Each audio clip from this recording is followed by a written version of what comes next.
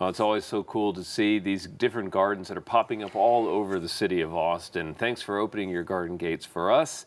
And now we're going to be talking about transitioning lawns to meadows. In this drought time, it's a strategy that a lot of people are thinking about employing. And joining me to talk about this is Patrick Kirwin from KH Garden Design. And thank you so much for being our guest here on Central Texas Thanks Garden. for having me, Tom. I appreciate it. And this is a cool concept, and people are kind of tearing their hair out right now, thinking about what else can I do aside from that kind of blank, uniform lawn, which soaks up so much of the water and costs so much money.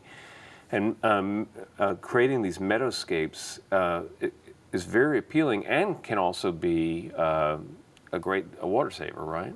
Not only a great water saver, but wildlife seems to appreciate it. You know, when you have various grasses and perennials and even small trees with their berries, you know, it's a big attractant for wildlife as well as being a low water use situation. Yeah, now this is not the easiest kind of garden to do, frankly. It's a challenge sometimes to really get the right mix of textures and forms and colors and to prepare the soil correctly.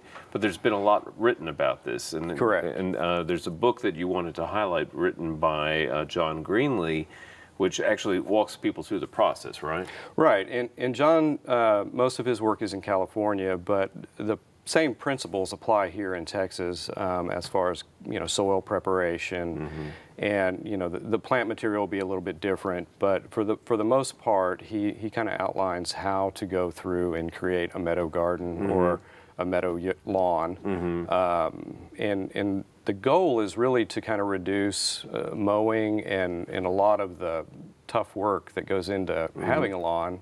Not only that, and trying to reduce the amount of water you use also. Right. Well, you referenced the fact that the plant material from California to Texas will vary, and you've brought along a lot of cool things to talk about. One of them is a sedge named after one of our favorite people, Scott Ogden. Correct. And tell me a little bit about this plant. Love the look of it. This is Carex retroflexa, and I think it's sold under the name Scott's Turf. And this is a great plant because it'll do well in sun and shade. And it will take moderate trampling by kids and dogs and gardeners. And moderate is the word you heard. So bear that in mind. Yeah.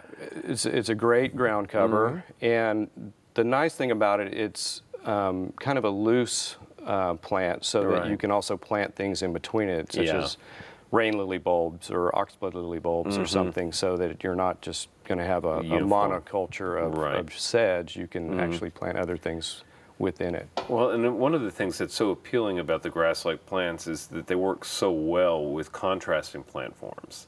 You know, the look of something this soft and green and lush counterpointed against something that is more structural, like an agave. To me, those are irresistible kind of pairings.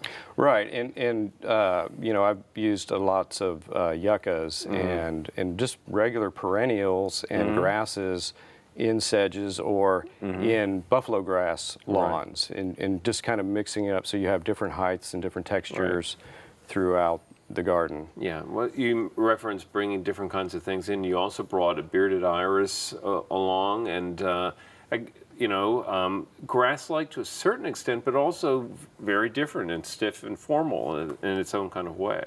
That, and you do get some color. You get flowers in the spring and sometimes in the fall, and they typically have the same water requirements as sedges in buffalo grass lawns, so you're not going to be faced with a situation of having a different watering routine for the irises and your sedges. Yeah, think of watering zones, keeping things that are like water needs clustered together, obviously an important thing.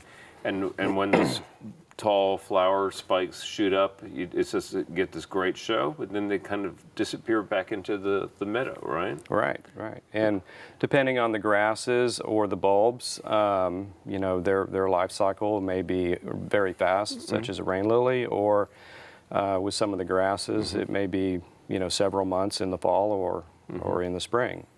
You brought a rain lily along, and again, grass-like looking in terms of the foliage.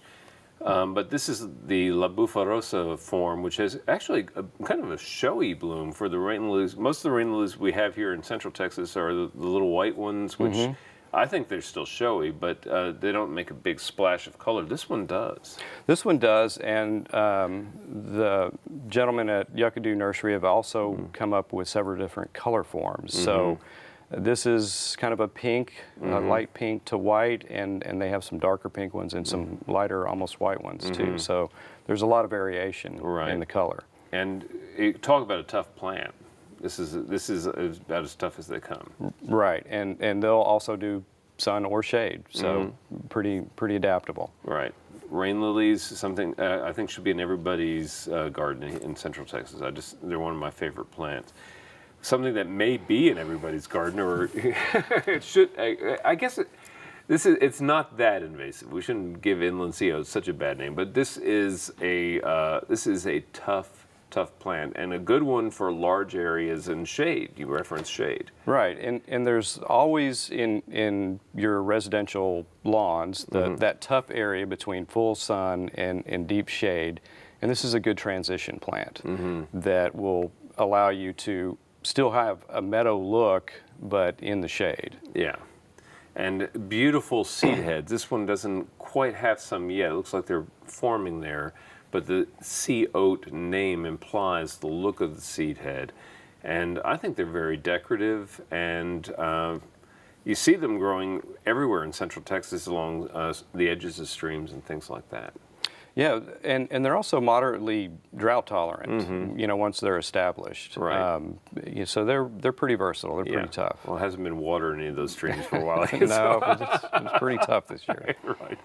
So the next plant we're going to be talking about is switchgrass, and talking about our native meadows in Texas. This is one of the kind of standard bearers of the Texas grasses, right?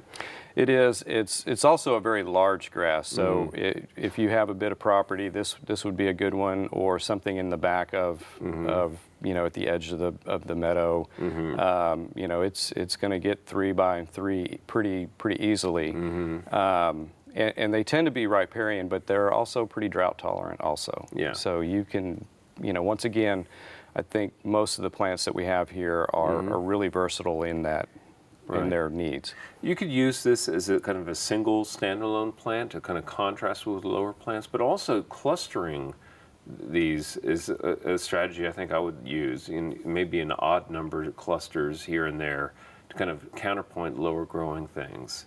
Yeah, and we've used them in a project outside of town where we had kind of a buffalo grass lawn where we kind of infused it with muley grasses and switch grasses and Indian grasses, and just to kind of break up that expanse of lawn a little bit. Yeah, well, it's great for that's for sure. Next to it is Indian grass, and this is another one that can get pretty tall, right? It can. It can push 4 feet with the bloom spikes, and this one actually comes in a couple of different color forms, from dark green to a real kind of powdery blue jean blue, depending on the cultivar. But the seed heads are golden, and they look really nice in kind of a light breeze as they're kind of wispy and they move back and forth. The seed heads are just now making their show around town, and this particular specimen. Right next to it, real briefly, is pine muley, and we're used to talking about Gulf muley, very popular plant, and big muley. Tell me real briefly about pine muley. Well, pine muley is probably one of my most favorite grasses. It's a little bit more compact, so if you have a smaller yard, you're not going to feel like you're being overwhelmed with some really tall grasses. So it's about a 1.5 by 1.5, and blooms in the fall, and it's a nice smaller grass. All right. Well, pine muley, add that to the list. I love the look of it. It looks very similar to the Gulf muley as well. Well, we really appreciate you coming by, Patrick. Thank you so much. Well, thanks for having me. I appreciate it. We'll look forward to the next time on Central Texas Gardener. Okay. All right. And coming up next, it's our friend Daphne.